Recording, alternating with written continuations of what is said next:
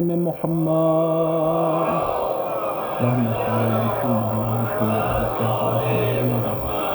وعلى أهل بيته الطيبين الطاهرين الهداة المهديين لا سيما بقية الله في الأراضين روحي له الفداء وأرواح العالمين واللعنة الدائمة على أعدائهم أجمعين من حين عداوتهم إلى قيام يوم الدين. أما بعد، فقد قال الله تبارك وتعالى في محكم كتابه: أعوذ بالله من الشيطان الرجيم.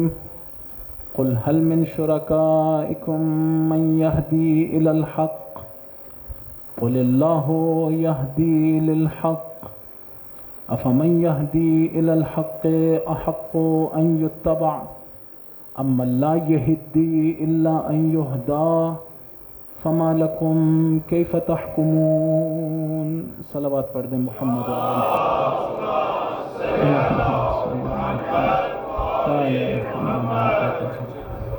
خداوند متعال کا نہایت شکر گزار ہوں جس نے ہم سب کو ایک مرتبہ پھر یہ توفیق عنایت کی کہ اس کا اور اس کے پاک بندوں کا ذکر بجا لا سکیں. اس کی بارگاہ میں طالب دعا ہیں. بسم اللہ الرحمن الرحیم. الہی بک یا اللہ یا اللہ یا اللہ یا اللہ یا اللہ یا اللہ یا اللہ یا اللہ یا اللہ یا اللہ یا ارحم الراحمین یا ارحم الراحمین یا ارحم الراحمین یا ارحم الراحمین یا ارحم الراحمین یا ارحم الراحمین یا ارحم الراحمین. الہی بحق فاطمہ وأبيها وبعلها وبنيها والسر المستودع فيها صل على محمد وآل محمد وعجل فرجهم ولعن أعداءهم.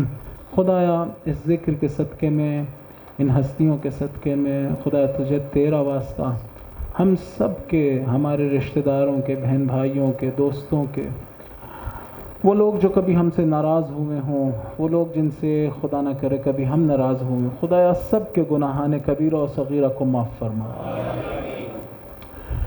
پہلے گناہوں کی مغفرت کی دعا اس لیے کرتا ہوں کہ امید یہ ہے کہ انشاءاللہ خدا ہمیں معاف کرے گا، تو پھر ہم اس کے فوراً بعد ایسی دعا کریں جو اسے اچھی لگتی ہے، اور انشاءاللہ وہ ہماری اس دعا کو سنے گا. خدا ہمارے آقا و مولا کے ظہور میں تعجیل فرما، ہمیں ان کے انصار و عوان میں شمار فرما، ان کے دل مقدس کو ہم سے راضی و خوشنود قرار دے. خدا ہم سب کو ان کی زیارت عنایت فرما، ہمیں ان کی صحبت، ان کی خدمت عنایت فرما، ہمیں ان کی رضا اور ان کی دعا عنایت فرما. یعنی جب وہ دعا کے لیے ہاتھ اٹھائیں تو ہمارا نام بھی ان لوگوں میں ہو جن کے لیے وہ دعا کرتے ہوں. خدایا ہم سب کو، ہمارے بچوں کو، تا قیامت ہماری نسل میں آنے والے تمام لوگوں کو اپنی اور اہل بیت علیہم السلام کی معرفت، محبت اور ولایت عنایت فرما. ہم سب کو حج و عمرہ و زیارات کا شرف عنایت فرما. ہمیں رزق حلال واسع عنایت فرما. خدایا جو بے اولاد ہیں، نیک اور صالح، صحیح و سالم اولاد عنایت فرما. اولاد والوں کو درست پرورش کرنے کی توفیق عنایت فرما. جسمانی اور روحانی بیماریوں سے شفا کامل و عاجل عنایت فرما. خدایا وہ دعائیں جو مومنین کے دلوں میں ہیں، جن کی ترجمانی نہیں کر سکا، اپنی بارگاہ میں قبول و منظور فرما. خدا وہ دعائیں جو ہم سب کو کرنی چاہیے، کم عقلی ہے، غفلت ہے اور ہم وہ دعائیں نہیں کرتے ہیں، خدایا وہ دعائیں ہمیں الہام فرما اور ہمارے حق میں ان دعاؤں کو قبول فرما. خدایا اسلام اور مسلمانوں کی نصرت فرما. دشمنان اسلام اور مسلمانان، خدایا ان سب کو ذلیل و رسوا کر کے نیست و نابود قرار دے. امریکہ، اسرائیل اور ان کی حواری قوتوں کو نیست و نابود قرار دے. مظلومین عالم، ایران کے مظلوم، عراق کے، پاکستان کے، یمن، لبنان اور خصوصاً غزہ کے مظلومین، خدایا ان کی نصرت فرما. دشمنان کا ظلم ان سے رفع و دفع قرار فرما. خدایا وہ لوگ جو ان لوگوں کی طرفداری کرتے ہیں، ان کی حمایت کرتے ہیں، بالاخص مراجع اعظام، اور رضمندگان خدایا آقای سیستانی، آقای خامنائی اور دیگر مراجع اعظام، خدایا سب کو اپنے حفظ و امان میں قرار فرما، ہمیں ان ہستیوں کی اطاعت کرنے کی توفیق عنایت فرما، ملک خدا داد پاکستان میں مسلمانوں میں آپس میں اتحاد عنایت فرما، محبت عنایت فرما۔ خدا وہ لوگ جو اس عزاداری میں مدد کر رہے ہیں، چاہے ان کا تعلق حکومت سے ہو یا عام لوگ، خدا ان کی توفیقات خیر میں اضافہ فرما۔ جو بھی اس عزاداری میں روڑا اٹکانے کی کوشش کرتا ہو، خدا اگر قابل ہدایت نہ ہو، اول تو یہ کہ اس کی ہدایت فرما، لیکن اگر قابل ہدایت نہ ہو، ذلیل و رسوا کر کے نیست و نابود قرار دے۔ دعاؤں کی قبولیت کے لیے، مجلس کی قبولیت کے لیے، توفیقات میں اضافے کے لیے، اور بیماروں کی شفا یابی کے لیے، بالکل بیماروں کی شفا یابی کے لیے، مولا کے ظہور میں تعجیل کے لیے، گناہوں کی بخشش کے لیے، سب مل کے ایک مرتبہ درود بر محمد و آل محمد۔ اللہم صلی علی محمد آل محمد عجل فرجهم والعداء۔ نہایت اہم چیز ہے یہ دعا، انسان کو متکبر نہیں ہونے دیتی۔ ایسا نہیں ہوتا ہے کہ انسان متکبر ہو جائے اگر دعا کرتا رہے اور واقعاً مانگ رہا ہو، اگر ایسا کرتا ہو تو انسان متکبر نہیں ہوتا، ورنہ اگر متکبر ہو جائے تو عام طور سے دیکھا جاتا ہے کہ پھر دعا نہیں کرتا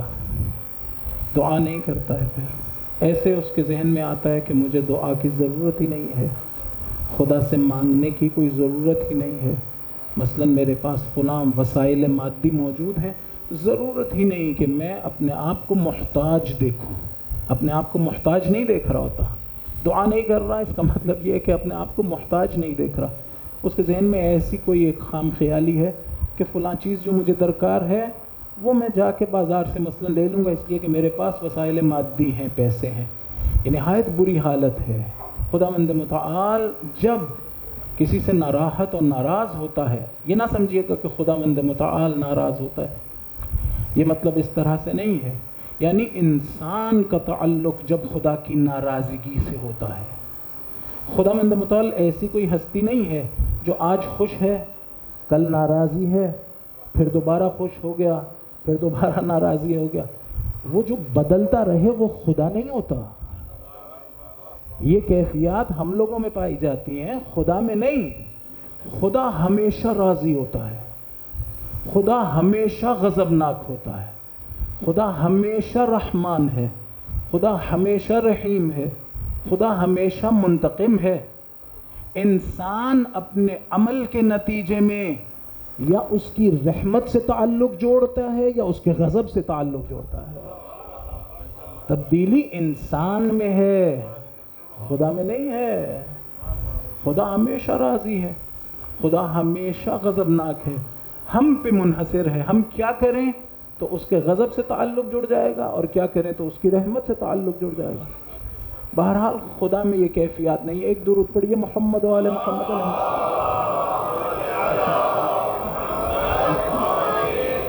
بس اگر کوئی شخص دعا نہ کرتا ہو، اگر کوئی شخص متکبر ہو گیا ہو تو وہ اپنے وسائل مادی پر انحصار کر رہا ہوگا، سوچے گا مجھے فلاں چیز چاہیے تو میں بازار سے جا کے لے لوں گا۔ یہ ایک بہت بری حالت اور کیفیت ہے۔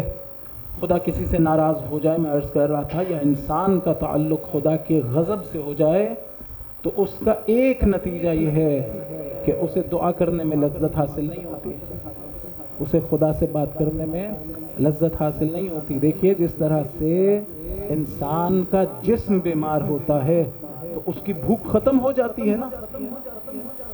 جب انسان بیمار ہو جاتا ہے اس کی بھوک ختم ہو جاتی ہے۔ بیمار کون ہوا؟ جسم۔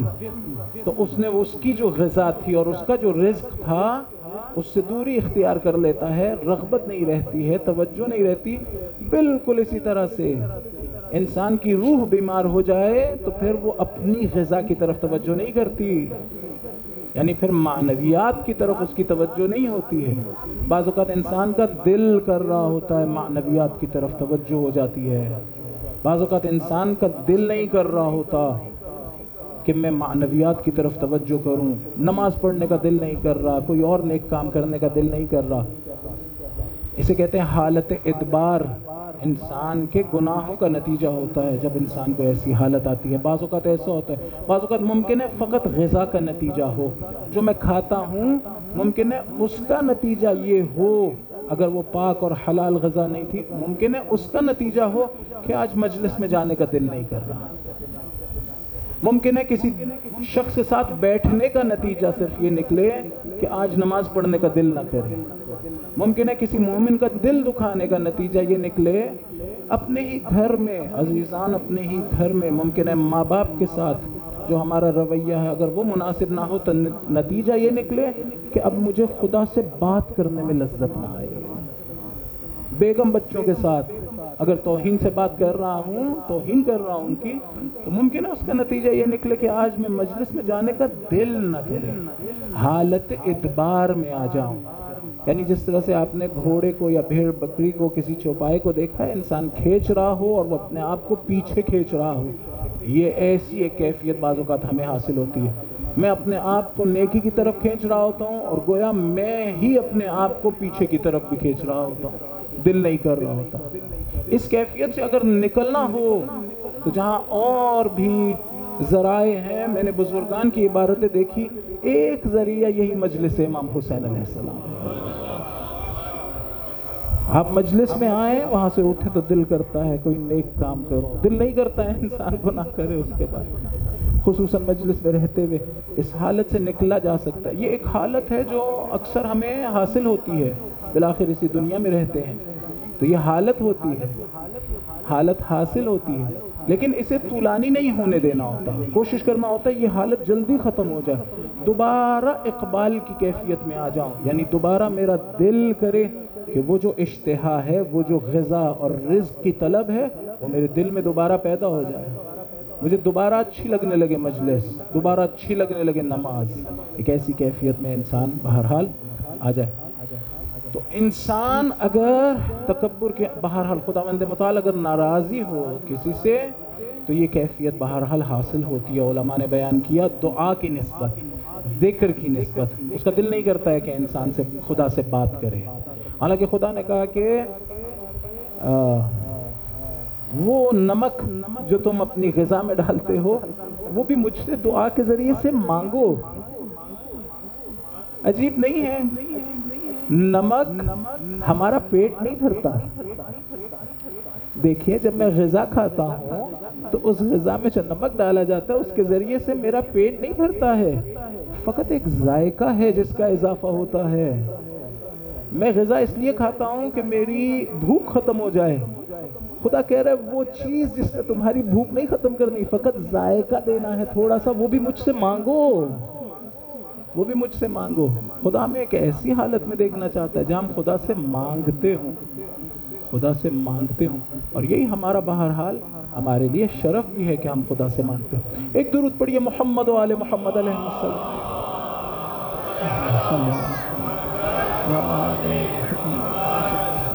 تو انسان کو اس سے غفلت نہیں کرنی چاہیے. خصوصاً جس طرح سے بچے مانگتے ہیں کوشش کرنی چاہیے بالکل اسی طرح مانگیں. بچے بعض اوقات جس طرح سے مانگ رہے ہوتے ہیں. میں نے ایک بچے کو دیکھا بہت عرصہ پہلے، کرکٹ کھیل رہا تھا، ہر گیند کھیلنے سے پہلے خدا سے دعا کرتا تھا.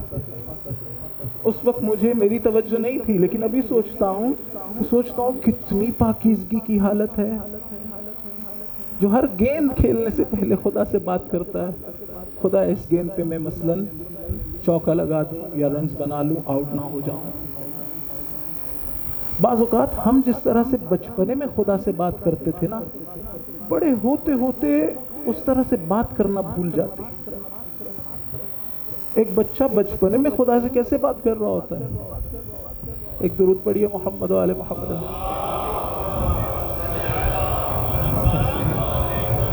ایک گاڑی ہے بھائی کھڑی، وائٹ ویگنور، نمبر ہے 645.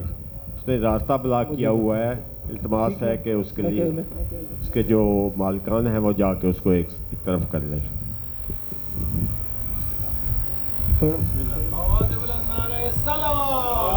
اللہ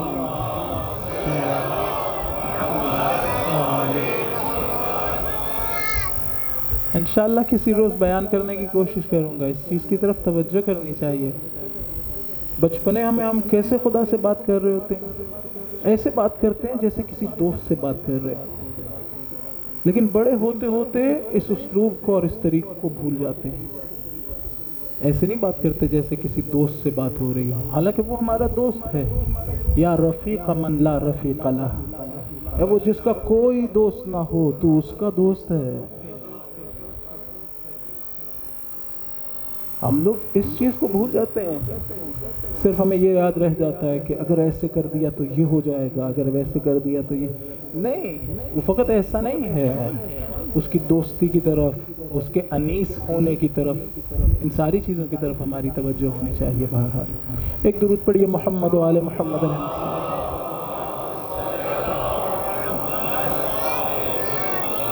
اس کی محبت کو محسوس کرنے کی کوشش ہونی چاہیے.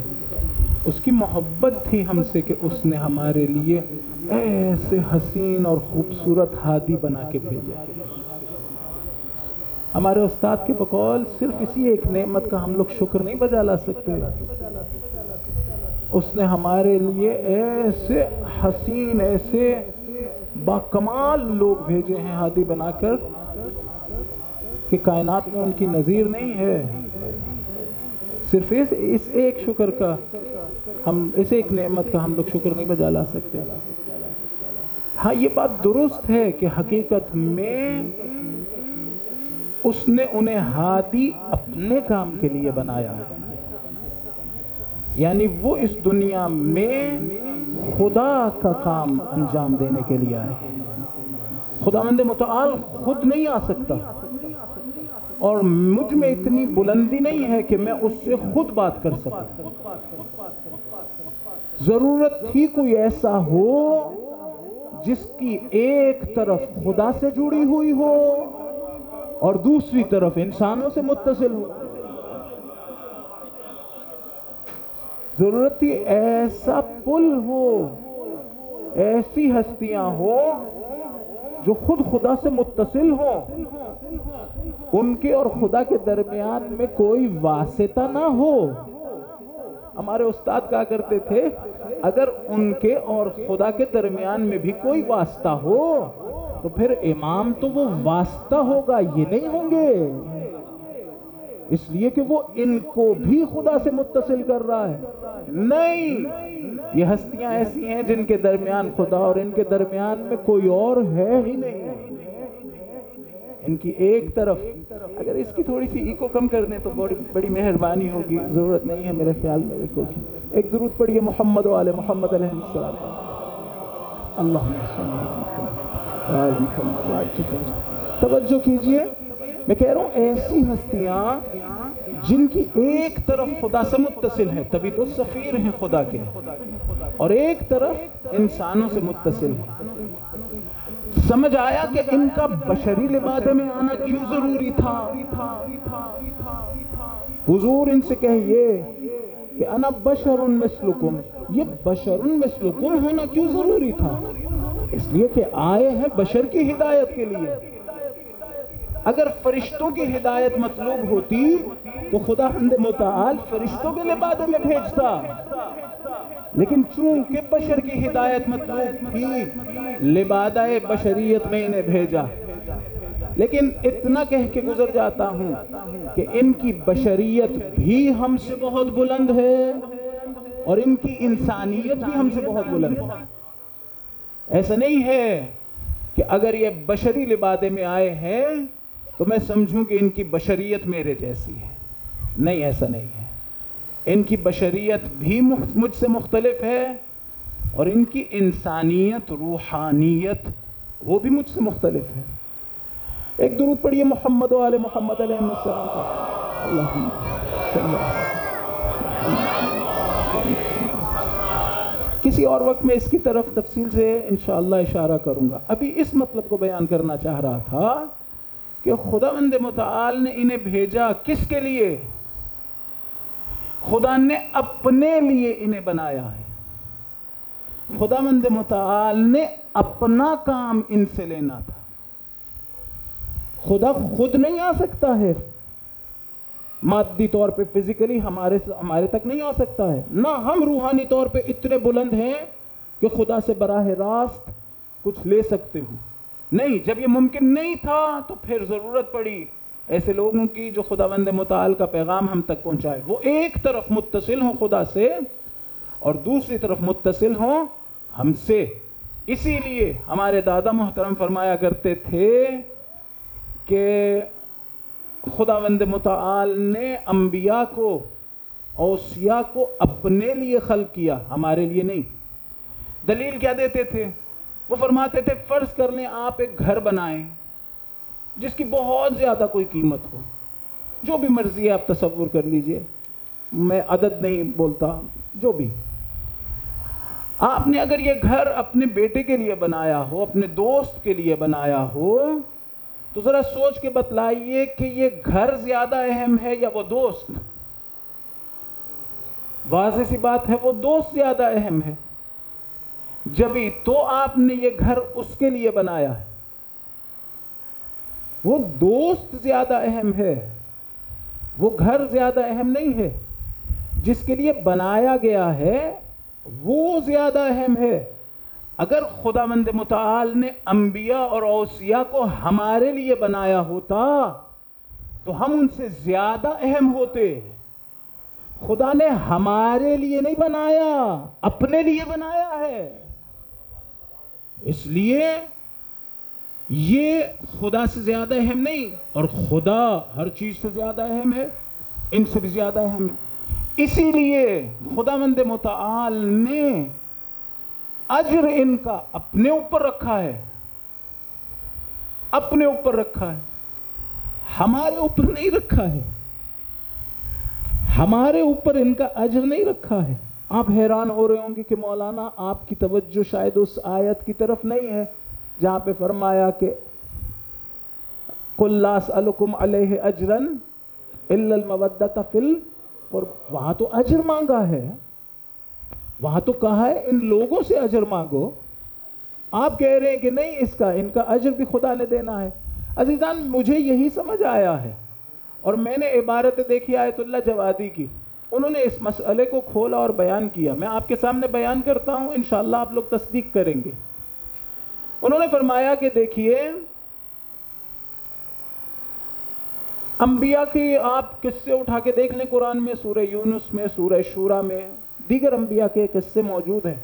हर नबी ने अपनी कौम से कहा है कि मुझे आपसे अजर नहीं चाहिए, और फिर फरमाया इन अजरिया इल्ला अला रब्बिल आलमीन। कसरत के साथ ये तकरार है इन जुमलों का। हमारा अजर अल्लाह ताला पे है, रब्बुल आलमीन पे है।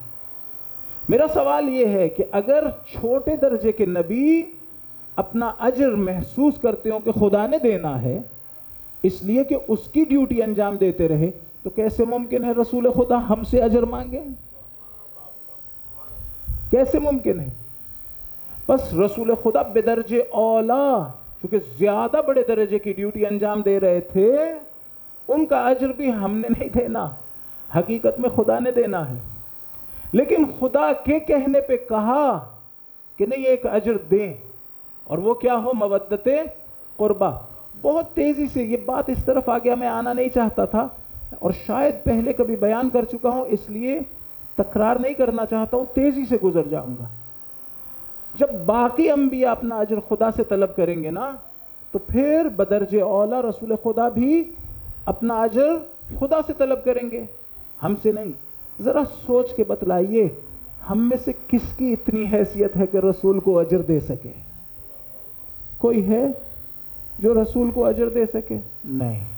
फिर तो आगे जवादी ने इसको समझाया इस मिसाल से कि फ़र्ज़ कर लें एक शख्स एक इलाके में आ जाए और उस इलाके के लोग मरने के करीब हों, किसी बीमारी में मुब्तला हों, और वो शख्स निहायत इखलास से उन सब का इलाज करे, और जब उस इलाके से जाने लगे तो लोग आगे बढ़ के पूछें कि क़िबला आपने हमारी बड़ी खिदमत की, हमें हमारी जान को बचा लिया, हम मरने वाले थे, अब हम आपकी क्या खिदमत करें? تو اگر اس سے پوچھے تو شاید وہ جواب دے کہ تم میری کوئی خدمت نہیں کر سکتے، میں تم سے کچھ لینے آیا ہی نہیں تھا، میں تمہیں دینے آیا تھا، تمہیں نجات دینے آیا تھا، اور آیا بھی تمہاری وجہ سے نہیں ہوں، میرے محبوب نے کہا تھا جاؤ انہیں نجات دو۔ تو اگر کسی نے کچھ دینا ہی ہوگا تو وہ میرا محبوب ہے، میں اس سے کہوں گا اجر دو، تم نے مجھے ڈیوٹی پہ بھیجا تھا۔ نہ تم کچھ دے سکتے ہو، نہ مجھے تم سے درکار ہے، وہ جس نے مجھے بھیجا ہے وہ دے دے گا۔ ہاں اتنا ضرور کر لو، میں نے تمہاری جانوں کو بچایا ہے، اگر تم چاہتے ہو دوبارہ اسی بیماری میں مبتلا نہ ہو جاؤ تو فلاں دوا کھاتے رہنا، فلاں چیز سے پرہیز کرنا۔ اب اس نے ایک بات طلب تو کر لی نا، کہا فلاں دوا کھاتے رہنا، مانگ رہا ہے نا، کچھ کہہ رہا ہے، یا فلاں چیز سے پرہیز کرتے، لیکن ایک اس انصاف سے بتائیے کہ وہ یہ جو مانگ رہا ہے کیا اپنے لیے مانگ رہا ہے؟ نہیں، وہ اتنا بتا رہا ہے کہ تمہیں میں نے نجات دے دی، ہلاکت سے بچا لیا، اگر تم چاہتے ہو دوبارہ ہلاکت میں مبتلا نہ ہو، اگر تم چاہتے ہو اسی نجات پہ باقی رہو تو پھر فلاں دوا لیتے رہنا، فلاں چیز سے پرہیز کرنا۔ حضور نے بالکل اسی طرح سے ہمارے ساتھ معاملہ کیا، یعنی اس طرح سے کہوں گا کہ ہماری اوقات ہی کیا تھی کہ ہم حضور کو اجر دے پاتے؟ حضور نے ہمیں نجات کا رستہ بتلایا ہے فقط کہ تم ہلاک ہو جاتے، میں نے تمہیں بچایا، اگر چاہتے ہو دوبارہ ہلاکتوں میں نہ جاؤ میری مودت رکھو قربا سے۔ میں انہیں کچھ نہیں دے سکتا، میں انہیں کچھ نہیں دے سکتا ہوں، اس کا فائدہ بھی مجھے کو لوٹنا ہے۔ میں کیا، میری اوقات ہی کیا، میں انہیں کیا دے دوں گا، میں انہیں کیا دے دوں گا؟ بس ان کا حقیقی اجر بھی کس سے ہے؟ پروردگار سے۔ خدا نے انہیں اپنے لیے، یہاں سے آ گیا بہرحال اس مطلب کی طرف، خدا نے انہیں اپنے لیے بنایا ہے، ان کا حقیقی اجر بھی خدا ہی نے دینا ہے۔ ہاں ہمیں یہ بتایا ہے کہ دیکھو ان کی اتباع کرو، ان کے پیچھے چلو، اگر تم چاہتے ہو گمراہ نہ ہو تو نسخہ یہ ہے، اسے اجر کے طور پہ مثلا بیان کیا گیا۔ ایک درود پڑھیے محمد و آل محمد علیہ السلام۔ یہ بھی تب ہے کہ جب انسان کی فطرت سالم ہو، انسان کی فطرت سالم ہو تو اس کی خواہش ہوتی ہے کہ اگر ایک بندے نے میرے ساتھ نیکی کی ہے تو میں اس کے لیے کچھ کروں۔ شاید حضور بھی انہی لوگوں سے بات کر رہے تھے جن کی فطرتیں باقی ہیں، سالم ہیں، کہ دیکھو تمہاری فطرت مطالبہ کرے گی تم سے کہ اب حضور کے لیے کچھ کیا جائے، تو اگر تم کبھی چاہو کچھ کرنا تو ہاں چلو ایسا کرنا کہ مودت قربہ رکھنا۔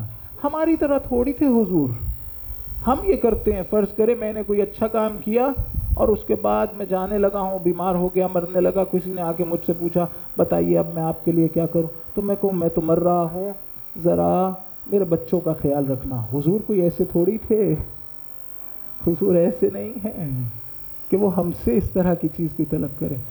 ہم سے طلب کیا تو ہمیں نسخہ دیا ہے حقیقت میں کہ تم اگر بیماری سے بچنا چاہو۔ بہرحال معذرت چاہتا ہوں اگر آپ کو تکرار محسوس ہوا ہو، اس جگہ سے یہاں اس طرف آ گیا کہ خدا نے انبیاء کو، اولیاء کو، ان ہادیان برحق کو اپنے لیے بنایا ہے۔ یہ نہ سوچئے کہ ہم لوگ اہل بیت سے یا ان انبیاء سے، اوصیاء سے زیادہ اہم۔ اگر یہ سوچیں کہ انہیں خدا نے ہمارے لیے بنایا ہے تو بہرحال ہم زیادہ اہم ہو جائیں گے اس اعتبار سے۔ ہاں ان کے علاوہ یہ جتنی مخلوقات ہیں اس دنیا میں، ہاں خدا نے انہیں ہمارے لیے بنایا ہے، یہ ساری کی ساری ہماری خدمت پہ مامور ہیں۔ خداوند متعال چاہتا ہے ہم ان کے ذریعے سے خداوند متعال تک جانے کا سفر طے کریں۔ اب ذرا آگے بڑھتے ہیں۔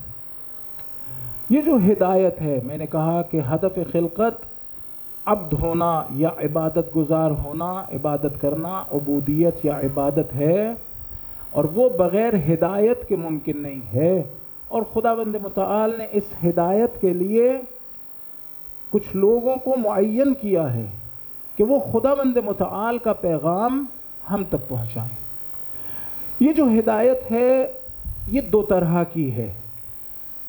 ایک مرتبہ ایسا ہوتا ہے کہ کوئی شخص مجھ سے منزل کا رستہ پوچھے، ایک جگہ جانا چاہتا ہو، مجھ سے پوچھے تو میں اسے زبانی کلامی بتاؤں کہ دیکھیے یہاں سے نکلیں گے تو دائیں جانے مڑ جائیے گا، پھر سیدھا جائیے گا، پھر اتنی دیر چلنے کے بعد فلاں جگہ جائیے گا۔ اس طرح سے ایک مطلب ہے کہ ہدایت کہ کسی کو رستہ بتا دینا، کسی کو رستہ دکھلا دینا۔ مثلا میں میپس کھول کے تو ایپ کھول کے تو اس پہ بتا دوں اس طرح سے جائیں، یا وہی ایپ۔ یہاں پر اس کو کہتے ہیں علماء اراءۃ الطریق، یعنی رستہ دکھلانا۔ یہاں پر رہنمائی کرنے والا ہادی رہنمائی کرتا ہے، رہبری نہیں کرتا، فقط رہنمائی کرتا ہے۔ یعنی وہ آپ کا ہاتھ پکڑ کے آپ کو منزل تک نہیں لے کر جاتا، وہ اپنی ہی جگہ پر کھڑا رہتا ہے اور صرف آپ کو پہنچنے کا طریقہ بتاتا ہے۔ فلاں سواری لے لیجئے، فلاں طرف مڑ جائیے، اتنے دور جائیے، یہ سارا کچھ بتاتا ہے۔ اس کو کہتے ہیں بلاغ۔ انبیاء آپ کو کہتے ہوئے نظر آئیں گے کہ وما علینا الا البلاغ۔ خدا نے ہم پہ جو چیز واجب کی ہے، خدا نے ہمیں جو ڈیوٹی دی ہے وہ یہ کہ ہم آپ کو سمجھائیں، آپ کو بات بتلائیں۔ آپ کا ہاتھ پکڑ کے آپ کو نہیں ہم منزل تک لے جائیں گے، ہاں آپ کو تبشیر کریں گے، انذار کریں گے، بتائیں گے اگر فلاں کام کیا تو یہ ہو جائے گا، فلاں کام کیا تو ایسا ہو جائے گا، اور اگر فلاں اچھا کام کیا تو یہ نتیجہ نکلے گا۔ یہ سارا کچھ ہم آپ کو بتلائیں گے، لیکن آپ کو وجودی اعتبار سے، آپ کو ایک حقیقت کے اعتبار سے ایک منزل کمال سے اٹھا کر دوسری منزل کمال تک نہیں لے کر جائیں گے۔ یعنی ہم آپ کی رہنمائی کریں گے، رہبری نہیں کریں گے۔ ہم آپ کی رہنمائی کر رہے ہیں، رہبری نہیں۔ لیکن انہی انبیاء میں سے خدا نے بعض کو فقط رہنمائی کے لیے نہیں بنایا، بلکہ رہبری بھی ان کا وظیفہ ہے۔ اسی رہبری کو قرآن کی زبان میں امامت کہتے ہیں۔ وہاں اس رہبر کا کام فقط اتنا نہیں ہوتا ہے کہ وہ رستہ بتلا دے، نہیں، بلکہ خدا نے اس کی ذمہ داری ایسی رکھی ہوتی ہے کہ وہ ایک درجہ کمال سے اٹھا کر دوسرے درجہ کمال تک لے جائے۔ علماء نے اس کو ہدایت تکوینی اور تشریعی سے بھی تعبیر کیا ہے۔ ہدایت تشریعی یعنی یہی بتانا کہ اگر نماز پڑھی تو ایسا ہوگا، نہ پڑھی تو ایسا ہوگا، روزہ رکھا تو ایسا ہوگا، حج کیا تو ایسا ہوگا، نہ کیا تو یہ ضرر ہے۔ یہیں پر بین القوسین یہ بھی بتا دوں کہ دیکھیے ہمارے جتنے بھی احکام شریعت ہیں ان کو اس طرح سے سمجھنا چاہیے کہ واجب یعنی بہت فائدہ مند چیز، حرام یعنی بہت نقصان دہ چیز۔ چھوٹے چھوٹے بچوں سے بھی جب ہم بات کریں تو اس طرح سے نہ کریں یہ چیز واجب ہے، اسے ترک نہیں کر سکتے، نہیں، انہیں بتائیں یہ چیز واجب ہے کا مطلب یہ کہ اس میں فائدہ بہت زیادہ ہے۔ بالکل اسی طرح سے جس طرح سے ایک ٹیچر کام کرتا ہے، ایک چیپٹر کے بارے میں کہتا ہے باقی چیپٹرز چاہے تم بہت اچھی طرح سے سیکھو، یاد کر لو یا نہیں، یہ والا ضرور یاد کر لینا، اس لیے کہ بہت اہم ہے۔ واجب یعنی ایک اس طرح کی چیز جس میں بہت زیادہ فائدہ ہے۔ مستحب یعنی ایک ایسی چیز جس میں فائدہ ہے لیکن اتنا نہیں جتنا واجب میں ہے۔ حرام یعنی جس میں نقصان بہت زیادہ ہے۔ مکروہ یعنی جس میں نقصان ہے لیکن اتنا نہیں جتنا حرام میں تھا، لیکن نقصان ہے یہ نہ سمجھیے گا اس میں نقصان نہیں ہے، حد عقل اتنا ہے کہ انسان کے ہاتھ سے ثواب چلا گیا ہے۔ عبادتوں میں مکروہ ہونا کسی کام کا، مثلا نماز پڑھ رہے ہیں اور بعض مراجع کے نزدیک آنکھیں بند کر لی تو وہاں کراہت ہے کا مطلب یہ ہے کہ ایک ثواب تھا، ایک فائدہ تھا جو اب نہیں ملے گا اس لیے کہ آپ نے آنکھ بند کر لی۔ میں بھی بارہ سوچا کرتا تھا کہ خداوند متعال ایسا کیوں کہتا ہے کہ نماز پڑھتے وقت آنکھیں نہ بند کرو، آنکھیں کھول کے رکھو. بعض لوگ کہتے ہیں نماز پڑھتے وقت اگر آنکھیں بند کر لوں تو زیادہ توجہ کر پاتا ہوں. نہیں، خدا مجھ سے ایسا نہیں چاہتا ہے کہ جب آنکھیں بند کروں تو اس کی طرف توجہ کرو. خدا مجھ سے چاہتا ہے جب میں کائنات کی ہر چیز کو دیکھ رہا ہوں تو اس سے غافل نہ ہو جاؤں. ہر وقت ہر چیز کو دیکھتے وقت خدا کی طرف توجہ رہے. نماز میں آنکھیں کھلے رکھ کے خدا کی طرف توجہ رکھوں. احتمال ہے اور بہت ممکن ہے کہ آہستہ آہستہ نماز کے بعد بھی کسی چیز کو بھی خدا کے بغیر نہیں دیکھوں گا. ہمارے ائمہ اس طرح سے تھے، فرمایا ما رأیت شیئا الا ورأیت اللہ قبلہ وبعدہ ومعہ. علی نے کبھی کسی چیز کی طرف دیکھا ہی نہیں مگر یہ کہ اس کے ساتھ، اس سے پہلے، اس کے بعد خدا کو دیکھ رہا ہوتا ہے. صرف عبادت کے وقت نہیں دیکھتے تھے. یہ جو ہے کہ لم اکن اعبد ربا لم اراہ، کسی نے آ کے پوچھا علی وہ پروردگار جس کی تم عبادت کرتے ہو کیا کبھی اسے دیکھا ہے؟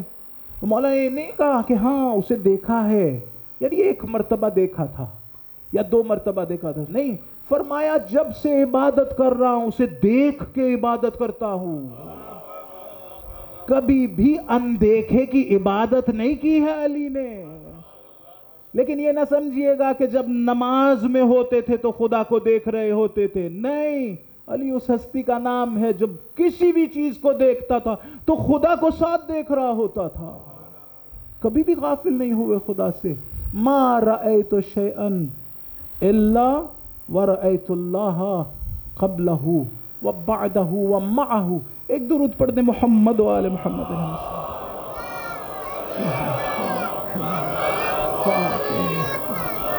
تو میں عرض کر رہا تھا کہ ایک ہے رہبری، ایک ہے رہنمائی. رہبری یعنی ہاتھ پکڑ کر، ہاتھ پکڑنا بہرحال یہ عوامی اصطلاح کے حیثیت سے محاورہ عرض کر رہا ہوں، یعنی میرے وجود کو ایک درجہ کمال سے دوسرے درجے تک لے جانا. فقط مجھے یہ نہ بتانا کہ تم ایک درجہ کمال سے دوسرے درجے کمال تک جا سکتے ہو. نہیں نہیں، میرے وجود کو ایک درجے سے اٹھا کے دوسرے درجے تک لے جانا. بعض علماء نے ہدایت کی دو قسمیں بیان کی، ہدایت تشریعی اور ہدایت تکوینی. ہدایت تشریعی یعنی یہی کہ نماز پڑھو گے ایسا ہوگا، روزہ رکھو گے ایسا ہوگا، نہیں رکھو گے تو ایسا ہوگا. یہ ساری ہدایت تشریعی ہے. ایک ہے ہدایت تکوینی. میں نے اس کا ایک حصہ کل بیان کیا تھا کہ جس چیز کو جیسا بننا چاہیے تھا ویسا اسے بنانا، یہ خداوند متعال کا کام ہے. ایک اور حصہ جو میری دانست میں ہے وہ یہ کہ انسان کے وجود میں تصرف کرنا، اس کو ایک درجہ کمال سے اٹھا کر دوسرے درجہ کمال تک لے جانا. اب آپ لوگوں کی توجہ کا میں طالب ہوں. عام طور سے تصور کیا ہے؟ عام طور سے ہمارے ذہنوں میں تصور یہ ہے کہ اگر میں ابھی کم درجہ کمال پر ہوں اور میں بہت نیک کام انجام دینا شروع ہو جاؤں تو میں ایک درجہ کمال سے دوسرے درجہ کمال تک چلا جاؤں گا. ایسا ہی ہے نا؟ حقیقت ایسی نہیں ہے عزیزان. میں جتنے بھی افعال خوب اور افعال خیر انجام دیتا ہوں، یہ افعال خیر اتنی طاقت نہیں رکھتے ہیں کہ مجھے ایک درجہ کمال سے اٹھا کر دوسرے درجہ کمال تک لے جائیں. نہیں، یہ اتنی طاقت نہیں رکھتے. کیوں؟ اس لیے کہ جتنے بھی افعال حسنہ، جتنے بھی افعال خیر مجھ سے سرزد ہوتے ہیں، میں ابھی بھی رتبے میں ان سے بلند ہوں. میں اپنے تمام تر افعال سے رتبے میں، وجودی طور پر، کمال کے مرحلے میں ان سے بلند ہوں، ان سے چھوٹا نہیں ہوں. میں نہیں کہہ رہا ہوں مثلا مطلق نماز، حقیقت نماز نہیں. میں کہہ رہا ہوں وہ نماز جو میں پڑھ رہا ہوں، میری روح ابھی بھی اس نماز سے، اس ایک حقیقت سے رتبے میں اور وجود میں بلند ہے۔ کیوں ایسا کہہ رہا ہوں؟ اس لیے کہ ایک حقیقت ہے بنام علت، اور ایک حقیقت ہے بنام معلول۔ علت معلول سے زمانے میں مختلف نہیں ہوتی۔ جس لمحے میں علت موجود ہو، پوری کمپلیٹ کاز موجود ہو، اسی لمحے میں کمپلیٹ ایفیکٹ ہوتا ہے۔ نہیں ہو سکتا کاز کمپلیٹ ہو اور ایفیکٹ کمپلیٹ نہ ہوا ہو۔ کاز موجود ہو، علت موجود ہو، معلول موجود نہ ہو، یہ نہیں ہو سکتا۔ یعنی جب جب علت موجود ہوگی معلول موجود ہوگا۔ جب جب معلول موجود ہو، اس کا مطلب ہے علت موجود ہے۔ زمانی اعتبار سے ان میں کوئی تقدم اور تأخر نہیں ہے۔ ایسا نہیں ہے پہلے علت وجود میں آئے گی پھر معلول وجود میں آئے گا، پہلے کاز وجود میں آئے گی پھر ایفیکٹ وجود میں آئے گا، ایسا نہیں ہے۔ جس لمحے کاز وجود میں آئی اسی لمحے ایفیکٹ بھی وجود میں آئے گا۔ پھر ان میں زمانی اعتبار سے رتبوں میں کوئی فرق نہیں ہے، زمانی اعتبار سے تقدم و تاخر نہیں ہے، لیکن رتبے کے اعتبار سے علت کا رتبہ بلند ہے، معلول کا رتبہ کم ہے، کاز کا رتبہ زیادہ ہے، ایفیکٹ کا رتبہ کم ہے۔ کیوں؟ اس لیے کہ یہ معلول اپنے وجود میں علت کی محتاج ہے۔ جو محتاج ہے وہ رتبے میں کم ہے، اور جس کی محتاج ہے وہ رتبے میں بلند ہے۔ معلول وجود میں آنے کے لیے علت کا محتاج ہے، ایفیکٹ وجود میں آنے کے لیے کاز کا محتاج ہے۔ کاز وجود دیتی ہے کس کو؟ ایفیکٹ کو۔ وجود دینے والا افضل ہے، وجود لینے والا مفضول ہے۔ یہ جو نماز میں نے ابھی پڑھی ہے، حقیقت نماز کی بات نہیں کر رہا، مطلق نماز کی بات نہیں کر رہا، اس کی بات کر رہا ہوں جو میں نے ابھی پڑھی ہے۔ جو آپ نے پڑھی وہ نماز میری نماز سے مختلف ہے اپنے وجود میں، جو میں نے پڑھی ہے وہ مختلف ہے آپ کی نماز سے۔ یہ جو میں نے ابھی نماز پڑھی ہے، اس کو کس نے وجود دیا ہے؟ اس کو میرے ارادے نے یا میں نے تحقق دیا ہے، میں نے اسے وجود دیا ہے۔ اگر میں ارادہ نہ کرتا نماز پڑھنے کا تو یہ نماز جو میں نے پڑھی ہے وہ وجود میں نہ آتی۔ آپ نے ارادہ کیا اور نماز پڑھی تو ایک اور نماز وجود میں آئی، میں نے ارادہ کیا اور نماز پڑھی تو ایک اور نماز وجود میں آئی۔ یہ میری نماز محتاج ہے میری، اگر میں نہ ہوں تو یہ نماز وجود میں نہیں آتی۔ لہٰذا اس سے تو افضل ابھی بھی ہوں، اس لیے کہ میں اس کے لیے علت ہوں، یہ میری معلول ہے۔ معلول سے علت رتبے میں بلند ہوتا ہے، تو وہ جس سے میں پہلے ہی رتبے میں بلند ہوں وہ مجھے کیا بلندی عطا کرے گی؟ توجہ ہوئی عزیزان؟ وہ جس سے میں خود ابھی بلند ہوں وہ مجھے کیسے بلندی دے گی؟ وہ مجھے بلندی نہیں دے سکتی۔ پھر مجھے بلندی کون دیتا ہے؟ کوئی ایسا ہونا چاہیے جو مجھ سے رتبے میں بلند ہو، کوئی ایسا ہونا چاہیے جو جس کے پاس یہ طاقتیں ہوں کہ میرے وجود کو ایک نچلے درجے سے اٹھا کے اوپر والے درجے تک لے جائے۔ یہ نماز کیا کرتی ہے؟ یہ فقط رکاوٹیں ہٹاتی ہے، یہ فقط طہارت کا کام کرتی ہے۔ ایسے جیسے میرے وجود پہ یہ جتنی شریعت ہے، ایسے جیسے میرے وجود پہ مختلف رسیاں بندھی ہوئی ہوں، مختلف چینز ہوں جس سے مجھے باندھا ہوا ہے میں نے خود کو۔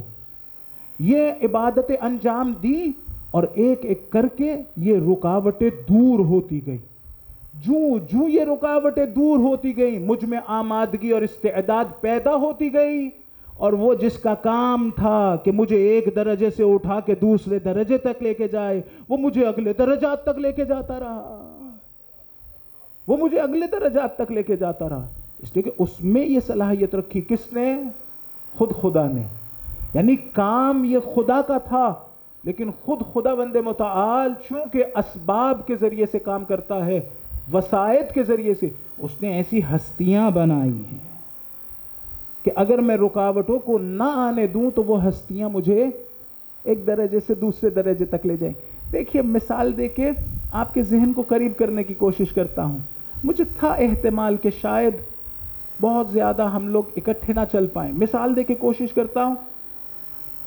کیا فرمایا مثل اہل بیتی کمثل سفینۃ نوح من رکبها نجا ومن تخلف عنها غرق وہوا. میرے اہل بیت کی مثال سفینہ نوح کی مانند ہے، نوح کی کشتی کی مانند ہے. جو بھی اس کشتی میں سوار ہو گیا اس کو یہ کشتی نجات تک لے جائے گی. جو سوار نہ ہوا یہ کشتی اس کو نجات تک نہیں لے کر جائے گی. ذرا سوچ کے بتلائیے، آپ جب جہاز پہ سوار ہو جائیں یا کشتی میں سوار ہو جائیں یا کسی گاڑی میں سوار ہو جائیں تو منزل تک کون سی چیز حرکت کر رہی ہوتی ہے؟ آپ یا وہ جس میں آپ سوار ہوئے ہیں؟ آپ کے لیے ضرورت باقی نہیں رہتی ہے کہ آپ اسی کشتی میں سوار ہونے کے بعد پیدل چلتے رہیں. نہیں، یہ ذمہ داری اس کشتی کی ہے. آپ کا کام فقط اس میں سوار ہونا ہے. آپ نے کیا کرنا ہے؟ آپ خود اپنی طاقتیں اب اور لگانے کی ضرورت نہیں ہے. آپ خود نہیں جا سکتے. آپ کو تو رستہ ہی نہیں معلوم ہے وہاں جانے کا. وہاں تک لے جانا اس کشتی کی ذمہ داری ہے. آپ سے یہ مانگا گیا ہے کہ آپ کہیں رہ نہ جائیے گا، اس میں سوار ضرور ہو جائیے گا.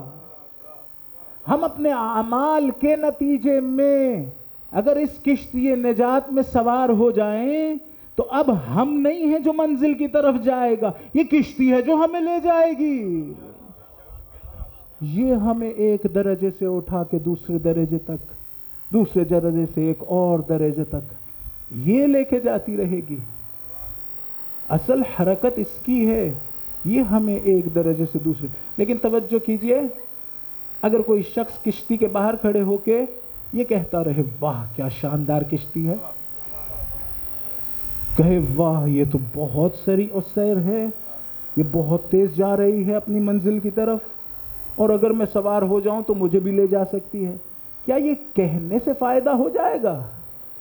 حضور نے یہ نہیں کہا تھا کہ تم فقط اس کشتی کے فضائل بیان کرنا، کہا نہیں، اس میں سوار ہو جانا یہ تمہیں لے جائے گی.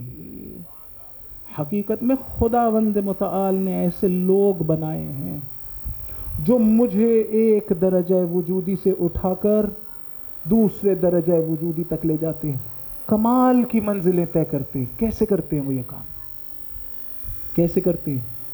یہ اس بات کی طرف توجہ کیجئے. اسے انشاءاللہ کل کھولنے کی کوشش کروں گا، کل بیان کرنے کی کوشش کروں گا. خداوند متعال کی طرف جو ہمارا سفر ہے، کمال کا سفر، پرفیکشن کا سفر، یہ کس کا ہے؟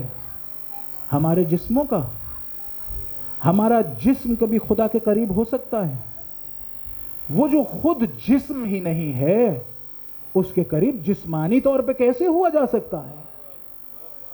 ہمارے جسم نے کبھی اس کے قریب نہیں ہونا. اس کا مطلب ہے ہمارے جسم کا اس کی کوئی جرنی ہی نہیں ہے پرفیکشن کی. وہ جو کچھ ہے اسی دنیا کی ہے. مثلا کسی شخص کے جسم میں بہت زیادہ طاقت آ جائے، وہ بھی تب کہ جب اس کی روح اس طاقت پر سوار ہو، نہ یہ کہ وہ طاقت اس کی روح پہ سوار ہو جائے، تب اس کے لیے یہ پرفیکشن ہوگی. انسان کے جسم میں جو طاقت ہے یہ تب فائدہ مند ہے، یہ تب سود آور ہے جب اس کی روح اس سے زیادہ طاقت رکھتی ہو، روح اس طاقت پر سواری کرے، روح اس طاقت پر حاکمیت رکھتی ہو، نہ یہ کہ وہ طاقت روح پہ حاکمیت رکھتی ہو. اگر وہ طاقت روح پہ حاکمیت رکھتی ہو تو اس کا کوئی فائدہ تھوڑی ہونا، الٹا نقصان ضرور ہو جانا ہے۔ تو پہلی بات تو یہ کہ یہ جو جسم کا کمال ہے یہ مطمع نظر نہیں ہے، یہ جس طرح سے زیادہ ہوتا ہے ایک دن اس نے حتمی طور پہ کم ہو جانا ہے، حتمی طور پہ کم ہو جانا ہے۔ وَمَن نُعَمِّرْهُ نُنَكِّسْهُ فِي الْخَلْقِ، جسے ہم عمر رسیدہ کر دیتے ہیں پھر اس کی خلقت میں، اس کے خلق میں نہیں، اس کی خلقت میں، اس کے خلق میں کمزوری ایجاد ہوتی ہے۔ ایک ہے خلق اور ایک ہے خلق۔ خلق یعنی یہی ظاہری جسم، اور ایک ہے خلق یعنی روح اور انسان کا باطن۔ جب ہم سن رسیدہ ہو جاتے ہیں تو ہمارے جسم میں کمزوری ایجاد ہوتی ہے، ہماری روح میں تو کمزوری ایجاد نہیں ہوتی۔ ممکن ہے ایک شخص سن رسیدہ ہوتا جائے اور اس کی روح طاقتور ہوتی چلی جائے، جسم کمزور ہوگا اور اس نے حتمی طور پہ کمزور ہو جانا ہے جتنا زیادہ، یا بہرحال اسے عارضہ آئے گا اور کمزور ہو جائے۔ روح ہے جس نے کمال کا سفر طے کرنا ہے۔ روح ہماری کوئی مادی چیز نہیں ہے۔ جس طرح سے ہمارے اپنے وجود میں دو عالم ہیں، ایک ہے عالم خلق اور ایک ہے عالم امر، اسی طرح پوری کائنات انہی دو رخوں پر ہے، ایک ہے عالم امر اور ایک ہے عالم خلق۔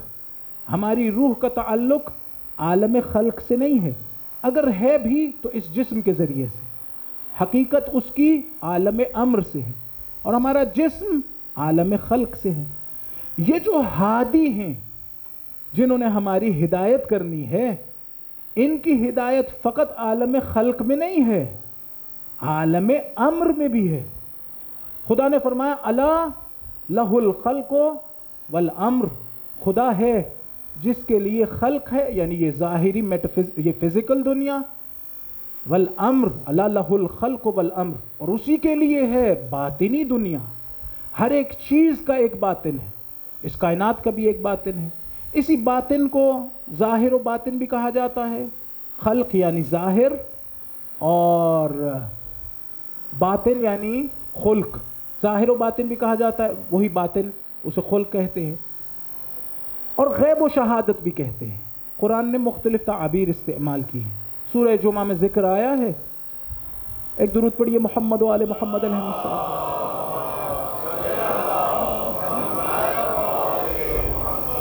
وہاں پر اس کا ذکر ہوا کہ تمہیں لوٹا دیا جائے گا، ثم تردون الی عالم الغیب والشہادہ، وہ جو عالم غیب و شہادت ہے تمہیں اس کی طرف لوٹا دیا جائے گا، چاہے تم چاہو یا نہ چاہو۔ یہ جو غیب و شہادت ہے یہ وہی ظاہر و باطن ہے، شہادت یعنی ظاہر، غیب یعنی باطن۔ بس عالم اور خود میں انہی دو حقیقتوں پر ہوں۔ میرا ایک طرف خلق ہے، عالم خلق، اور ایک طرف عالم باطن ہے، ایک ظاہر ہے اور ایک باطن ہے۔ آج تک ہم نے ایک دوسرے کا فقط ظاہر دیکھا ہے، باطن نہیں، وہ ہے ہم نے نہیں دیکھا، اور اتنے کمزور ہیں کہ ہم نے خود بھی اپنا باطن نہیں دیکھا ہوا، کیسے ہے نہیں معلوم۔ تو بعض ہستیاں ایسی ہیں جنہیں خدا نے فقط و فقط عالم خلق کے لیے ہادی نہیں بنایا ہے، عالم امر کے لیے بھی ہادی بنایا ہے۔ وَجَعَلْنَا مِنْهُمْ أَئِمَّةً يَهْدُونَ بِأَمْرِنَا، ہم نے ان میں سے بعض کو امام بنایا، وہ کیا کرتے ہیں؟ یہدونا، ہدایت کرتے ہیں، کہاں پر؟ عالم امر میں، عالم امر میں ہدایت کرتے ہیں۔ میری حقیقت کا تعلق عالم امر سے ہے، میری روح کا تعلق عالم امر سے ہے، میری نیتوں کا تعلق عالم امر سے ہے۔ میری نیت کوئی فزیکل چیز تو نہیں ہے، یہ نیت ہو میری یا یہ نیت ہو، یہ کون مجھے ہدایت کرتا ہے؟ بعض ہستیاں خدا نے رکھی جو عالم امر میں ہدایت کرتی ہیں۔ انشاءاللہ تعالی بیان کرنے کی کوشش کروں گا۔ تبدیلی انسان میں اس عالم میں آتی ہے اور اس کا اثر اس عالم میں رونما ہوتا ہے۔ وہ ہادی وہاں پر ہدایت کر رہے ہوتے، وہ ایک ایسا عالم ہے جو اس عالم کے لیے آپ کہہ لیں بے منزلہ علت ہے، اس عالم پر محیط ہے. جب اس عالم میں ایک تبدیلی ایجاد ہوتی ہے تو اس عالم میں بھی وہ تبدیلی ایجاد ہوتی ہے. انسان کو اگر اس عالم میں ہدایت ملے تو اس عالم میں بھی ایک تأثر اس کا آتا ہے، ایک اس پہ ایک ایفیکٹ کریٹ ہوتا ہے. ہادیان جنہیں خدا نے بھیجا ہے وہ فقط ایسے نہیں ہیں جو اس عالم میں تو بہرحال ہدایت عام لوگ بھی کرتے ہیں، آپ کو اچھی بات سنائیں گے، لیکن وہ جنہیں خدا نے ہادی بنایا ہے کیا وہ فقط اتنا ہی ہے کہ اچھی بات سناتے ہیں؟ نہیں، وہ انسانوں کی ہدایت کر رہے ہیں عالم امر میں، عالم روح میں. وہاں پر ان کی دسترس ہے، بلکہ وہاں پر ان کا احاطہ ہے، ان کو وہاں احاطہ حاصل ہے. ان بحثوں کو ذرا ذہن میں رکھیے گا. میں بہرحال سوچتا رہا اور جرأت کی میں نے سوچا کہ شاید 2-3 سال کے بعد شاید اب جائگہ ہو کہ میں ایک ایسی بحث کو چھیڑ سکوں اور اسے بیان کر سکوں، لیکن پھر بھی اپنے نقص اور اپنی کمی اور کوتاہی کا اعتراف کرتا ہوں کہ شاید میں درست طور پہ نہ سمجھا سکا ہوں، لیکن حرج نہیں ہے، انشاءاللہ آہستہ آہستہ انس حاصل ہوگا. کل مزید اسے بیان کرنے کی کوشش کروں گا. وہ ہادی جنہیں خدا نے ہدایت کے لیے بنایا ہے وہ فقط اس عالم میں، یہ اس لیے بھی بولنا ضروری سمجھتا ہوں کہ میں نے بعض اپنوں ہی کو کہتے ہوئے سنا کہ ائمہ علیہم السلام کی ہدایت کا مطلب یہی احادیث ہیں جو انہوں نے ارشاد فرمائی ہیں. نہیں، فقط یہ نہیں ہے، فقط یہ نہیں ہے. میرے دل کو ایک حالت سے دوسری حالت میں لے جانے کی ذمہ داری بھی امام کی ہے. میرے دل کو بدلنے والا کوئی اور نہیں، وہی ہادی خلق ہے.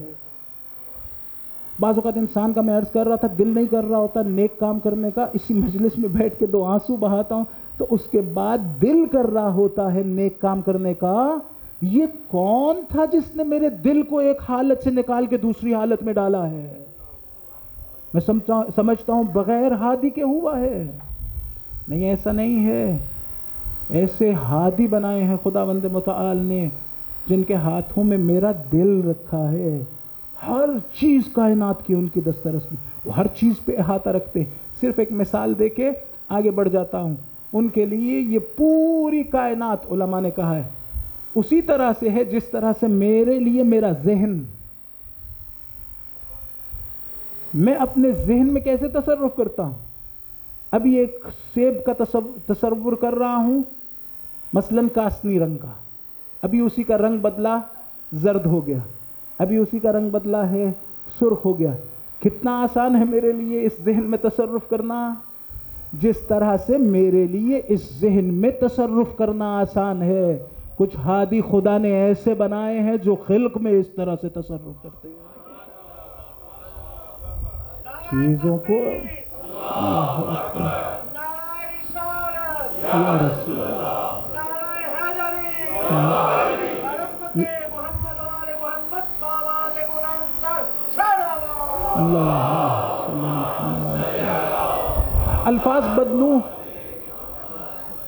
الفاظ بدلوں تو یہ ہے کہ انہیں خداوند متعال نے ولایت دے رکھی ہے، ہر چیز پہ ان کی ولایت ہے.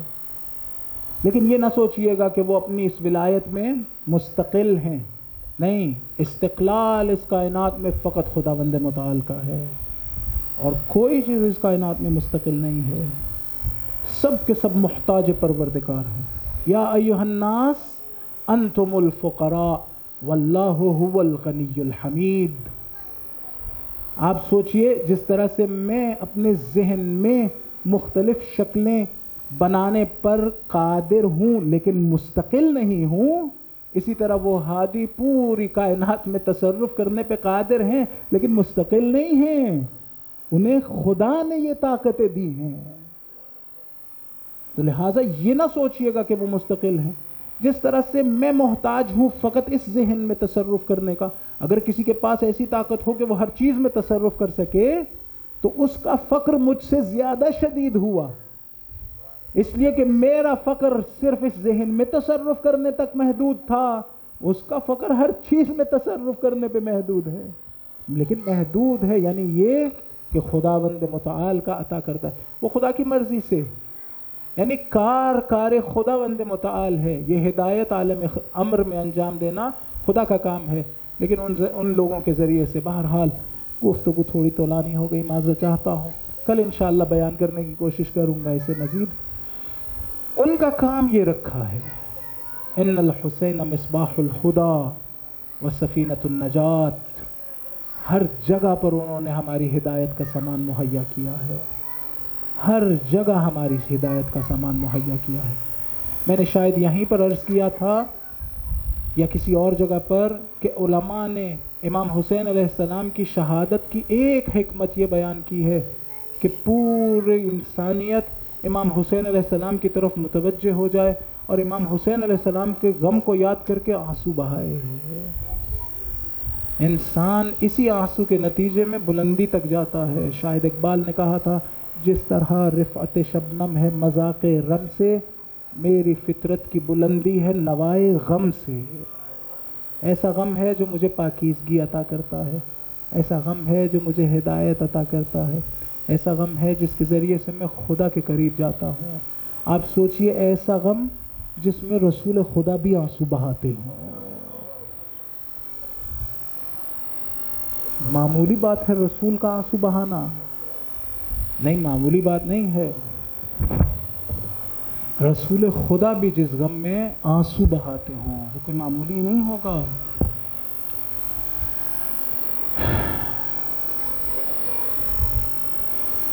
اٹھائیس رجب کی شب میں امام حسین علیہ السلام نے مدینہ چھوڑا۔ امام کو ولید نے اپنے دربار میں بلایا تھا کہ رات کے وقت بلایا۔ امام نے اس کا ارادہ بھانپ لیا کہ رات کے وقت بلانے کی کوئی وجہ نہیں ہے۔ امام جان گئے کہ یزید کا باپ مر گیا ہے اور اب یزید اپنے لیے بیعت طلب کرنا چاہتا ہے، اس لیے ولید نے مجھے بلایا ہے۔ امام اپنے ساتھ اپنے انصار کو لے کر گئے، گھر کے لوگوں کو لے کر گئے، جوان تھے، حضرت عباس علیہ السلام، حضرت علی اکبر علیہ السلام، دیگر بنو ہاشم کے جوان۔ امام ان لوگوں کو اپنے ساتھ لے کر گئے۔ جب وہاں گئے تو اس نے بیعت کی طلب کی۔ امام نے کہا بیعت کوئی ایسی چیز نہیں ہے جو میں رات کے اندھیرے میں انجام دوں، کل دن کے اجالے میں لوگوں کے سامنے بات ہوگی۔ ولید کے پاس مروان بیٹھا تھا، اس نے سرگوشی کی، اس نے کہا ولید اگر آج تو نے حسین کو جانے دیا تو پھر یاد رکھ کبھی حسین تیرے قابو نہیں آئے گا، یہیں پر گردن اڑا دے۔ یا امام حسین علیہ السلام کو جلال آیا، ایک مرتبہ کہا انت تقتلنی ابن زرقا ام ہوا، اے زرقا کے بیٹے کیا تو مجھے قتل کرے گا یا وہ؟ امام کی آواز کا بلند ہونا تھا۔ ایک مرتبہ دروازے سے بنو ہاشم کے جوان داخل ہوئے۔ ایک یہ مورد ہے جہاں امام کی فقط آواز بلند ہوئی ہے، بنو ہاشم داخل ہو گئے۔ ایک مورد وہ تھا کہ عاشور کے دن امام آواز دے رہے تھے، اے میرے شیرو کیا ہو گیا، میں تمہیں آواز دیتا تھا تم دوڑے آتے تھے، میں اکیلا رہ گیا ہوں، آواز دے رہا ہوں۔ شاید زبان حال ہو، وہ شہداء کہتے ہو مولا اگر ہمیں 1000 زندگیاں ملے ہر مرتبہ آپ پہ فدا کرنے کے لیے حاضر ہیں۔ یہ بنو ہاشم کے جوان اندر آئے، اور بھی تاریخ نے جملے ذکر کیے ہیں، کہا ہے یزید کی مذمت کی، یزید شارب الخمر فاسق فاجر شارب الخمر قاتل النفس المحترمہ، ایک فاسق و فاجر انسان ہے، قاتل نفس محترم ہے۔ تم تقاضا کرتے ہو میں اس کی بیعت کروں، مثلی لا یبایع مثلہ، مجھ جیسا اس جیسے کی بیعت نہیں کر سکتا۔ امام حسین علیہ السلام یہ باتیں کہہ کے آ گئے، لیکن جانتے تھے اب مدینہ رہنے کے قابل نہیں رہا، مدینہ چھوڑنا پڑے گا۔ عزیزان، مدینہ چھوڑنا کوئی معمولی بات نہیں تھی امام حسین علیہ السلام کے لیے۔ دیکھیے فرض کریں کہ آپ چند دنوں کے لیے نجف چلے جائیں، چند دنوں کے لیے کربلا چلے جائیں، کتنا مشکل ہے کربلا کو چھوڑنا۔ ایک مرتبہ شام میں جناب حرم زینب سلام اللہ علیہا میں ایک شخص میرے قریب آیا، وہ روئی جا رہا تھا۔ میں نے پوچھا کیا ہوا ہے؟ کہتا ہے بی بی کو آخری سلام عرض کرنے آیا ہوں لیکن مجھ سے وداع نہیں کیا جا رہا ہے۔ پھر کہتا ہے یہاں تو آ گیا ہوں، جناب سکینہ کی تو قبر پہ بھی نہیں جا سکا، کیونکہ میں جانتا ہوں اگر اندر گیا تو زندہ واپس نہیں آ سکتا ہوں، اسے چھوڑ نہیں سکتا۔ میں ایک طالب علم ہوں، قم میں رہتا ہوں عزیزان، جب کبھی قم کو چھوڑنے کی بات آتی ہے، وہاں سے آ رہا ہوتا ہوں تو واقعاً دل میں ایک تکلیف سی ہوتی ہے، دل نہیں کر رہا ہوتا۔ ذرا سوچ کے بتلائیے، حسین نانا کی قبر کیسے چھوڑ کے جائیں گے؟ ماں کی قبر کیسے چھوڑ کے جائیں گے؟ اپنے بھائی امام حسن علیہ السلام کی قبر کیسے چھوڑ کے جائیں؟ آئے گھر والوں کو بتایا تیاری کرنی ہے، اب ان مدینہ سے ہم نے جانا ہے۔ امام حسین علیہ السلام اپنے نانا کی قبر پہ آئے ودا کے لیے۔ بعض جگہوں پر میں نے دیکھا 2 راتیں مسلسل آئے، نماز میں مشغول تھے، سجدے میں سر رکھا، شاید نماز کے بعد، بہرحال کسی وقت میں عالم مکاشفہ میں اپنے نانا کو دیکھا۔ کیا کہہ رہے تھے؟ کہہ رہے تھے کأنی بکا یا حسین، مفہوم عرض کر رہا ہوں، حسین گویا میں دیکھ رہا ہوں تم اپنے ہی خون میں غلطہ ہو رہے ہو۔ امام نے کہا نانا میں آپ کے پاس رہنا چاہتا ہوں، مجھے اپنی قبر میں رکھ لے۔ رسول خدا نے فرمایا ان لک لدرجات لا تنالها الا بالشہادہ، حسین خدا نے تمہارے لیے کچھ درجات رکھے ہیں جو شہادت سے ملنے ہیں۔ قبہ امام حسین علیہ السلام کے نیچے کھڑے ہو کے دعا کیجئے، قبول ہوگی۔ علماء نے بیان کیا، میرے استاد کہا کرتے تھے کہ اس قبے سے لے کر عرش الہی تک کوئی رکاوٹ نہیں ہے، کسی اور امام کی تربت کو استشفاءً کھانا جائز نہیں ہے، صرف خاک شفا کو یہ فضیلت حاصل ہے اس شہادت کے ذریعے سے۔ امام کہہ رہے تھے مولا مجھے اپنے پاس رہنے دو، وہ کہہ رہے تھے نہیں حسین تمہیں ایک کام انجام دینا ہے۔ امام حسین علیہ السلام ودا ہوئے، اپنی ماں کی قبر پر آئے۔ میرا دل کہتا ہے جس طرح چھوٹا سا بچہ ماں سے لپٹتا ہے، شاید قبر سے لپٹ گئے۔ مقتل کے عجیب جملے دیکھے، کہہ رہے تھے السلام علیک یا اماں، اے ماں تجھ پر سلام ہو۔ جانتے جواب کیا آیا؟ جواب آیا وعلیک السلام یا مظلوم الام، وعلیک السلام یا شہید الام، وعلیک السلام یا غریب الام۔ اے میرے مظلوم بیٹے تجھ پہ سلام ہو، اے میرے شہید بیٹے تجھ پہ سلام ہو، اے میرے غریب بیٹے تجھ پہ سلام ہو۔ نہ جانے کس طرح ودا کیا ہوگا، گھر آئے۔ راوی کہتا ہے میں اس رات میں مدینے پہنچا تھا، میں نے دیکھا مدینے کی فضا سوگوار ہے۔ کسی سے پوچھا کیوں سوگ ہے؟ کہا مدینے کی جان حسین ابن علی مدینہ چھوڑا ہے۔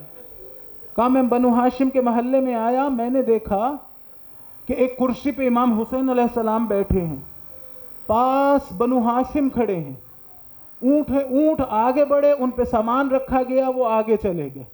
اس کے بعد میں نے دیکھا کہ بیویاں سوار ہو رہی ہیں، ایک بی بی آگے بڑھی، اونٹ آیا، ایک بی بی آگے بڑھی، ایک جوان آگے بڑھ کے سوار کر رہا تھا۔ میں نے پوچھا یہ کون ہے؟ کہا قاسم ہے، اپنی والدہ کو سوار کر رہا ہے۔ امام حسین بیٹھے ہیں۔ تھوڑی دیر بعد ایک اور بی بی آگے بڑھی ہوگی، حضرت علی اکبر آگے بڑھے۔ ایک مرتبہ حضرت ام کلثوم آگے بڑھی ہوں گی، حضرت عباس آگے آئے ہوں گے۔ راوی کہتا ہے اتنے میں نے دیکھا ایک بی بی کا آنا تھا، حسین نے اپنی کرسی چھوڑ دی۔ حضرت عباس کہہ رہے تھے غضوا ابصارکم ونکسوا رؤوسکم، لوگوں اپنی گردنیں جھکا لو، اپنی آنکھیں بند کر لو۔ راوی کہتا ہے میں نے پوچھا یہ کون بی بی ہے؟ کہا علی کی بڑی بیٹی زینب آئی۔ سب نے مل کے سوار کیا، جا رہے تھے، حضرت ام سلمہ قریب آئیں۔ بعض علماء نے اس طرح بیان کیا حسین کیا یہ وہی سفر ہے جس کا وعدہ تم سے لیا گیا تھا؟ فرمایا ہاں بی بی یہ وہی سفر ہے۔ ماجرا کیا تھا؟ فرمایا حسین تم ابھی بچپنے کے عالم میں تھے، ایک مرتبہ حضور گھر تشریف لائے، حجرے میں گئے، مجھ سے کہا اب حجرے میں کسی کو آنے نہ دینا۔ حسین تم چھوٹے تھے، ایک مرتبہ آئے اور مجھ سے پوچھا نانا کہاں ہے؟ میں نے کہا کہ حجرے میں ہے، لیکن انہوں نے منع کیا ہے کوئی حجرے میں نہ آئے۔ حسین تم نے یہ سنا، ایک مرتبہ گریہ کرنا شروع کیا، نانا نے ہمیں بھی آنے سے روک دیا۔ حسین تم روتے ہوئے چلے گئے, وہاں رسول حجرے سے باہر آئے, ام سلمہ تم نے میرے حسین کو بھیج دیا. میں دوڑی تمہیں منا کے لائی تو رسول پاک اپنے ساتھ حجرے میں لے گئے. تھوڑی دیر بعد گریے کی آواز آئی. میں حجرے میں داخل ہوئی تو کیا دیکھا, رسول گریہ کر رہے ہیں. میں نے پوچھا مولا اب کیا ماجرا ہے؟ کہا جبرائیل آئے ہیں, کہہ رہے ہیں یہ بچہ تمہیں بڑا عزیز ہے, یہ 3 دن کا پیاسا کربلا میں مارا جائے گا, 3 دن کا پیاسا کربلا میں مارا جائے گا. حسین یہ وہی سفر ہے؟ فرمایا ہاں بی بی, اب جو جاؤں گا تو واپس نہ آؤں گا. ایک مرتبہ مکہ گئے, مکے سے سفر کو اپنا بدلا اور کربلا کی طرف روانہ ہوئے. آج کا دن تھا جو کربلا میں وارد ہو گئے حسین. مکہ سے کیوں گئے؟ اس لیے کہ دشمن کی ناپاک نیت یہ تھی کہ حاجیوں کے بھیس میں تلواروں والے موجود ہوں, خانہ خدا کی حرمت کا پاس نہ رکھا جائے. امام حسین علیہ السلام چل پڑے. رستے کے واقعات ہیں, ثعلبیہ کا مقام, زبالہ کا مقام. امام کو کبھی خبر آ رہی ہے کہ مسلم ابن عقیل شہید ہو گئے, کبھی زہیر ہے جو مولا کے ساتھ ملحق ہو رہا ہے. لیکن بالآخر ایک ایسی زمین پر آئے جہاں گھوڑے کو ایڑ لگائی اور گھوڑا آگے نہ بڑھا. بعض روایات میں آیا 7 گھوڑے بدلے لیکن گھوڑا آگے نہ بڑھتا تھا. ایک مرتبہ مولا نے کہا کہ قریب کوئی وادی ہو تو کسی بوڑھے کو بلا لاؤ. ایک بوڑھا آیا, مولا نے پوچھا اس زمین کا نام کیا ہے؟ اس نے کہا غازریہ. مولا نے پوچھا کوئی اور نام؟ کہا نینوا. مولا نے پوچھا کوئی اور نام؟ کہا شاطئ الفرات یا شط الفرات. مولا نے پوچھا کوئی اور نام؟ اس نے کہا کربلا. ایک مرتبہ مولا نے کہا اعوذ باللہ من کرب و بلا. مقتل کے عجیب جملے دیکھے ہیں میں نے. خاک کربلا کو اٹھایا اور استشمام کیا, سونگھا. ایک مرتبہ کہا ہاں ہا ہونا محط رحالنا, ہا ہونا مذبح اطفالنا, ہا ہونا مسفک دمائنا. ہاں یہی وہ جگہ ہے جہاں ہمارے بچے ذبح ہوں گے, یہی وہ جگہ ہے جہاں ہمارا خون گرے گا. ذرا سوچئے, بیویاں دیکھ رہی ہیں, حسین یہ جملے ادا کر رہے ہیں. ایک مرتبہ جناب ام کلثوم آگے بڑھی, کہا بھیا جب سے اس وادی میں قدم رکھا ہے میرا دل گھبرا رہا ہے, جب سے اس وادی میں قدم رکھا ہے. فرمایا بی بی میرا بابا صفین سے واپسی پر اسی وادی میں آرام کر رہا تھا. ایک مرتبہ خواب سے بیدار ہوا, گریہ کر رہے تھے. حسن کو بلا کے کہا میں نے دیکھا ہے حسین خون کے سمندر میں ہے. یہی وہ وادی ہے جہاں ہمارے بچوں کو قتل ہونا ہے. ارے یہی وہ وادی ہے جہاں ہمارے خاندان کو اسیر بنایا جائے گا. میں کہوں گا ایک یہ دن تھا جب یہ قافلہ داخل ہوا, ایک دن آئے گا 11 محرم کا, لٹا ہوا قافلہ جا رہا ہوگا, لاش کربلا پہ رکھے ہوں گے, بی بی اپنے آپ کو اونٹوں سے گرا رہی ہوں گی, کہتی ہوں گی حسین آپ کو چھوڑ کر کیسے جائے. لیکن جناب زینب کس حال میں تھی؟ ایک مرتبہ سب بیویوں کو جب سوار کر چکی, شاید مدینہ یاد آیا, آواز دی عباس آؤ دیکھو میں نے سب کو سوار کیا, مجھے سوار کرنے والا.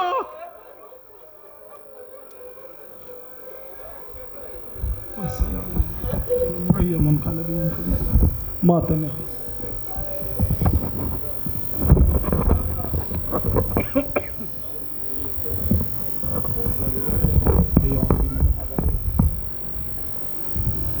مومنین استدعا ہے آپ سے کہ ایک حلقہ بنا لیں اور ماتم داری میں شامل ہوں.